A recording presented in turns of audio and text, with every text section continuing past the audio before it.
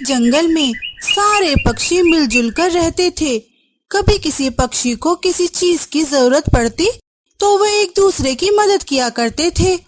सभी पक्षी अपना पेट पालने के लिए कोई न कोई काम करते। जंगल के बीचों बीच पक्षियों का एक पक्षी मार्ट बनाया गया था, जिसमें सब मिलजुल कर कोई न कोई व्यापार करते थे। सोनी चिड़िया अनाज बेचती थी, रानो चिड़िया लकड़ी बेचती थी, कबूतर पक्षियों का खाना बेचता और इधर कल्लू कौवा अलग अलग तरह की मछलियां बेचता था। उसी जंगल में बट्टो चिड़िया एक बरगद के पेड़ पर अपने पति के साथ घोंसला बनाकर रहती थी। उसके पति चील राजा के महल में नौकर थे। उनकी सैलरी से आए हुए पैसे तो घर खर्च में ही चले जाते थे। बट्टो का परिवार गरीब था, इसीलिए वो खुद कोई व्यापार नहीं कर सकते थे। इस वजह से वो कल्लू कौवे को काम में मदद करती थी। दिन के आखिर में कल्लू उसे उसकी मेहनत के पैसे देता।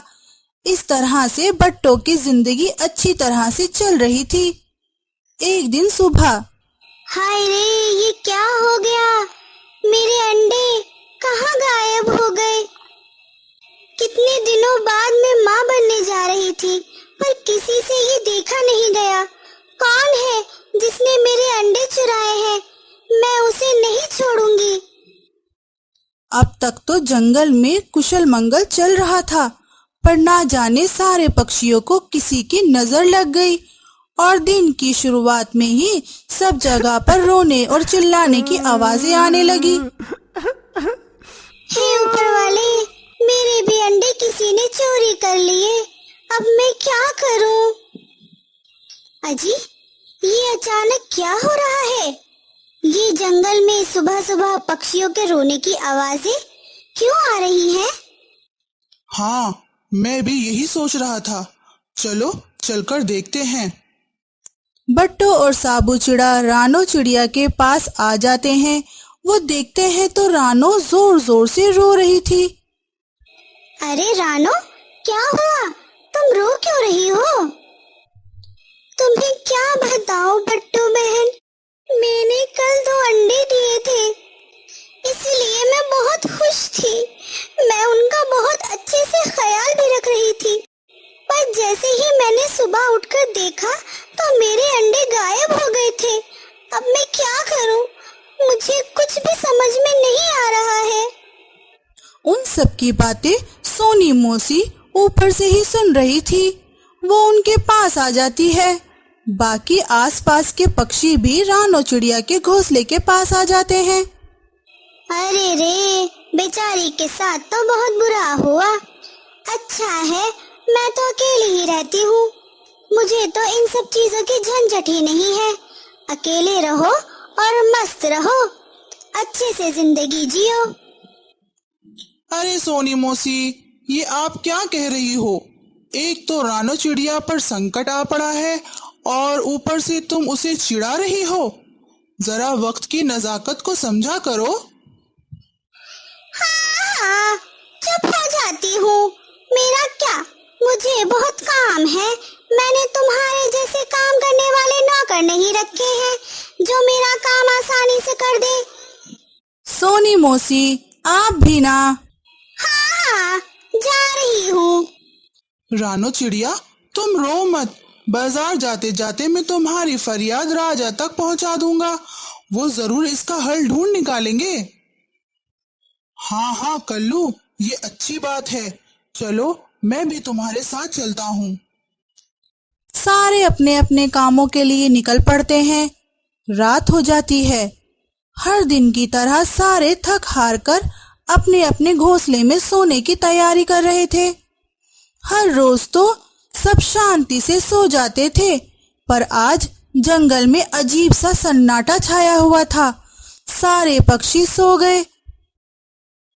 जैसे ही सुबह हुई, बुलबुल चिड़िया के रोने की आवाज से सारे पक्षियों की नींद टूट गई। अरे मैं तो लुट गई। मेरे भी अंडे किसी ने चुरा लिए। मैं तो बर्बाद हो गई। सारे पक्षी बुलबुल चिड़िया के घोंसले के पास आ गए। कल तो सब रानो चिड़िया को सहानुभूति दे रहे थे, पर आज सबके होश उड़ गए थे। वो ये सब देखकर डर भी गए थे, क्योंकि उनको पता था कि किसी ना किसी दिन अगली बारी उनकी भी हो सकती है। अरे बावले, चलो हम राजा जी के पास चलते हैं। ये बात भी राजा जी के पास पहुंच गई। हमारे जंगल में ऐसा कौन कर सकता है? जो भी उसे ढूंढ लेगा उसे इनाम के तौर पर बड़े पेड़ पर रहने का घोंसला बना दिया जाएगा।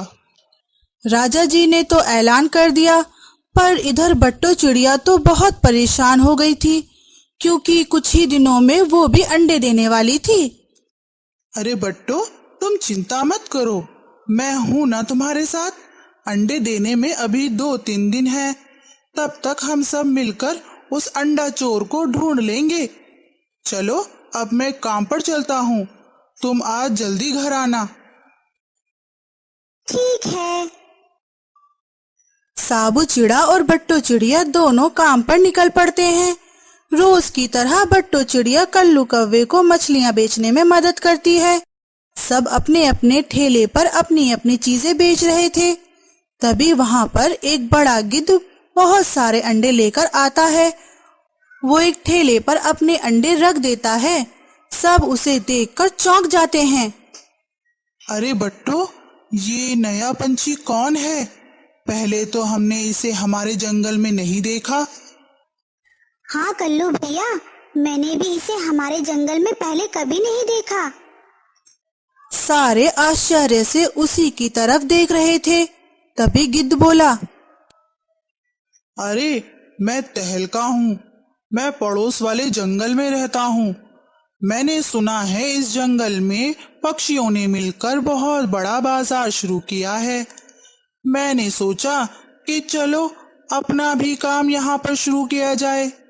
किसी को कोई आपत्ति तो नहीं है ना? अरे नहीं नहीं, हमें क्या आपत्ति हो सकती है, तुम बिंदास अपना काम शुरू करो। अरे मैं तो कहती हूँ हर एक पक्षी को कोई ना कोई व्यापार तो जरूर करना चाहिए। चलो तुम्हारी बोनी तो मैं ही कर देती हूँ, मुझे एक अच्छा सा अंडा दे दो। अरे सोनी मौसी, ये आप क्या कर रही हो? उसकी पूछताछ करने के बजाय आप उससे अंडे खरीदने की बात कर रही हो। अरे मूर्ख, क्या तुम्हें दिखाई नहीं देता? वो एक बड़ा शिकारी पंछी है, उसके एक ही झटके में हम सबकी गर्दनें उड़ जाएंगी। पूछना है तुम ही पूछ लो, जाओ जाओ। सोनी मौसी बड़े दिल से एक अंडा ले लेती है। रात के समय अरे उस गिद्ध की वजह से खामखा ये अंडा मेरे गले में पड़ गया। अब इसे संभालने में मेरी तो कमर ही टूट जाएगी। इधर बट्टो चिड़िया 2 अंडे दे देती है। साबू और बट्टो चिड़िया बहुत खुश थे। तुम चिंता मत करो बट्टो, हम इनका बहुत अच्छे से ख्याल रखेंगे। आधी रात में वही गिद्ध अंडे की खुशबू सूंघकर जंगल में आ जाता है।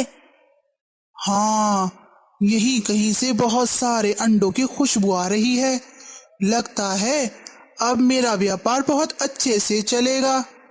मैं अपना काम कर लेता हूँ। दूसरे दिन सुबह बट्टो के दोनों अंडे गायब हो चुके थे। फिर भी बट्टो चिड़िया और साबू चिड़ा शांत खड़े थे। तभी वहां पर कल्लू कौवा आ जाता है। अरे बट्टो, क्या तुम्हारे भी अंडे चोरी हो गए हैं? हाँ कल्लू भैया। चलो मैं राजा जी के पास शिकायत दर्ज करके आता हूँ। उसकी कोई जरूरत नहीं कल्लू भैया, आप बस राजा जी और उनके सिपाहियों को लेकर पक्षियों के बाजार में आइए, हम वहीं पर आपका इंतजार करेंगे। ठीक है। कल्लू कौवा राजा जी के पास चला जाता है। बट्टो और साबू चिड़ा बाजार की तरफ निकल पड़ते हैं। जैसा कि बट्टो ने सोचा था, बड़ा गिद्ध पहले से ही अपना ठेला लगाकर अंडे बेच रहा था। अंडे ले लो अंडे, अंडे गर्मा गरम, अंडे गर्मा गरम, ताजे ताजे अंडे ले लो, अंडे गर्मा गरम, अंडे गर्मा गरम ले लो भाइयों, ले लो बहनों, ले लो बच्चों, ले लो अंडे गर्मा गर्म, अंडे गर्मा गर्म। कल्लू कौवा राजा जी को लेकर बाजार में आ जाता है। क्या हुआ बट्टू, तुमने हमें इतनी जल्दी में क्यों बुलाया? राजा जी, काम ही कुछ ऐसा है। अच्छा हुआ आप सिपाहियों को भी साथ लेकर आए हैं। जिस अंडा चोर को हम सब ढूंढ रहे थे वो यही गिद्ध है। क्या क्या ये सच है? अरे तुम ये क्या कह रही हो, और तुम्हारे पास क्या सबूत है? मैं ही अंडा चोर हूँ। राजा जी, ये रहा सबूत।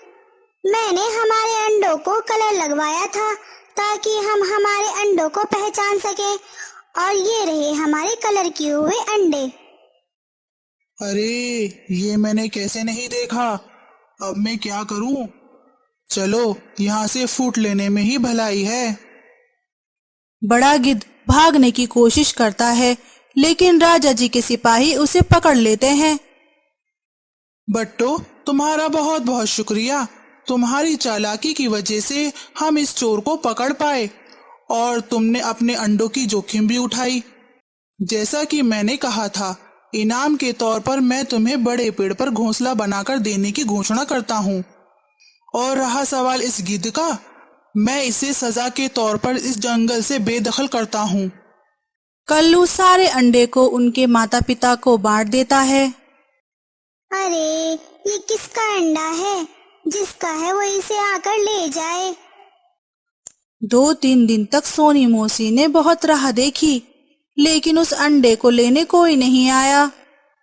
एक दिन अंडे में से कौवे का बच्चा बाहर आ गया। मम्मी, अरे ये क्या हो गया? अंडे से बच्चा निकला भी तो कौवे का। अब इसे सारी जिंदगी मुझे ऐसे ही संभालना होगा।